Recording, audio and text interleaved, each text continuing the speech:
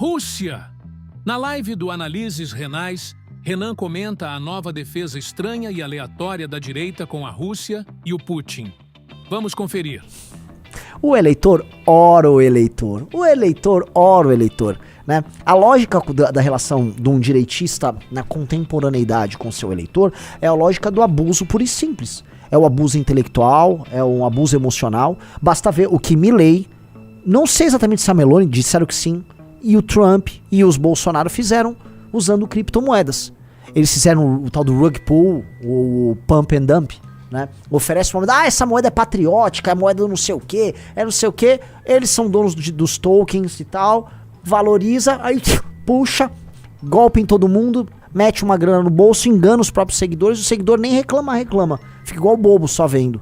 Que é feito de trouxa porque quis também ser esperto, né? Então esse é o tipo de coisa que é feita, assim, é um tipo de relação que é abusiva. Então hoje já é meio que abusiva a relação. E eu acho que esses políticos, inclusive começar pelos Estados Unidos, eles entenderam que é a única relação possível e que tá autorizado ser assim. Que eu acho que é uma das coisas mais humilhantes que tem, né? Tratar o eleitor e o militante como um bosta, você se aproveitar do cara da maneira mais baixa possível. E lógico, porque esses caras eles constroem, né, um discurso que em parte é verdadeiro.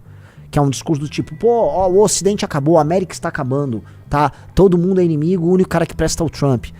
Em parte é verdadeiro, no sentido de que, realmente, né, os Estados Unidos passam por uma crise assim assado, o establishment assim assado, o sistema assim assado, beleza, todo mundo sabe disso.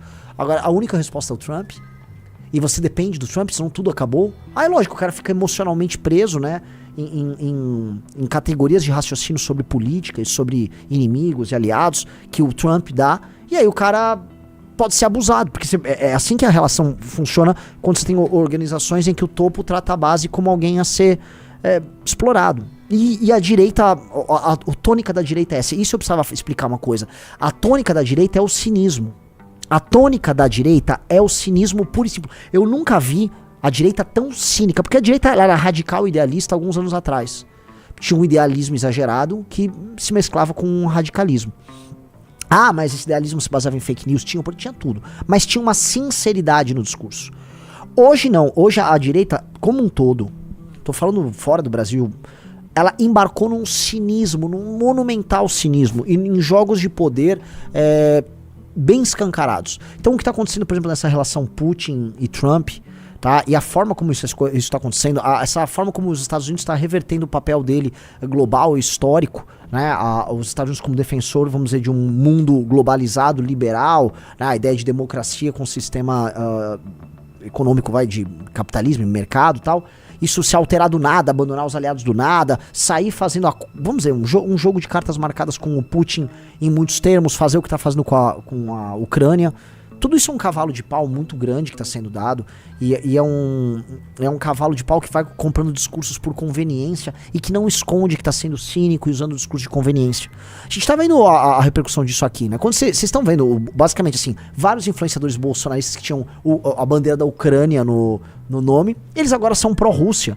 Você tá vendo vários, aquele porquinho da Índia, aquele sujeito rosado patético, o Leandro Russo, um débil mental completo. Agora ele é um defensor do Putin, né? Ele tá lá, e agora o Zelensky do nada é o maior inimigo do mundo. Você parou pra pensar? Esses caras sequer discutiam esse tipo de assunto. Do nada entra o Trump entra, começa a aplicar nova política externa, aí do nada os bolsonaristas no Brasil, não, gente, o Putin tem um ponto. Qual foi o momento de inflexão? O momento de inflexão foi o Trump começar a executar esse tipo de política e o bolsonarismo se vincular ao governo Trump como satélite deles no Brasil, que é o que esses caras são.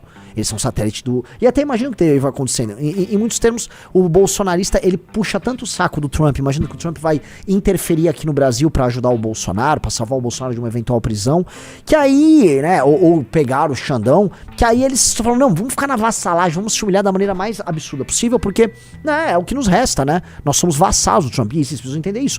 Eleger um Bolsonaro aqui no Brasil significa entregar o Brasil não para os Estados Unidos, mas entregar o Brasil para o trumpismo. É uma das coisas mais ridículas. Se a pessoa é, no mínimo, assim, não tô nem falando um nacionalista, um patriota, tô falando assim, se um sujeito é soberanista, se o cara acredita na soberania do Brasil sobre o seu próprio território e que o Brasil tem que cuidar dos seus próprios problemas, tem que ser dono dos seus projetos e pensar em aumentar sua influência pro mundo, um cara minimamente soberanista, conceber o tipo de relação que o bolsonarismo tem com o Trump, assim, dar um... sair quase morto. Caramba! É um cara de direita que fica... ouviram, e esse cara quer fazer uma base americana no próprio solo. Né? Isso é absolutamente doentio. É absolutamente doentio. Então, esse cinismo misturado com submissão gerou esse troço, que é um vale tudo. Que é uma direita que, né, o que importa é a próxima eleição, é o próximo dinheiro, é o próximo truque, é a próxima desculpa que você vai utilizar, né? Vocês devem ter visto também o Brasil Paralelo. O Brasil Paralelo entrou nisso, né? Nunca esperei nada. Eu sempre falei, conheço os casos do Brasil Paralelo. Eu me lembro da reunião que o Arthur deixou de vender pro Brasil Paralelo, né? O Arthur e o Nando eram os maiores vendedores do Brasil Paralelo quando o Brasil surgiu, né? E E aí o Arthur queria parar de vender eles porque, em resumo, eles estavam completamente malucos já no Olavo Bolsonarismo. Eles foram no gabinete do Arthur tentar convencer o Arthur a voltar. Eu tava lá esse dia e eu falei, cara, o que vocês estão fazendo, cara? É um governo do imbecil, tudo cheio de cagada, traiu isso e aquilo, e vocês acham que tem que ficar puxando o saco? Aí que eles responderam, mas a gente é uma empresa, né? Tipo assim, mano... Né? Era isso, né? Era isso. E aí eles continuaram, eles ganharam muito dinheiro, ficaram enormes, e assinatura pra lá e pra cá, né? É um negócio assim, o que está por trás da pandemia. Teve aquele Brasil, como é que é? 64, entre armas e livros, em que basicamente eles fundamentavam a ideia do Olavo, tá? De modo a criar uma tensão assim, com militares e tal, e até com o 88, pra justificar lá na frente o discurso golpista, que é o que aquele documentário fazia.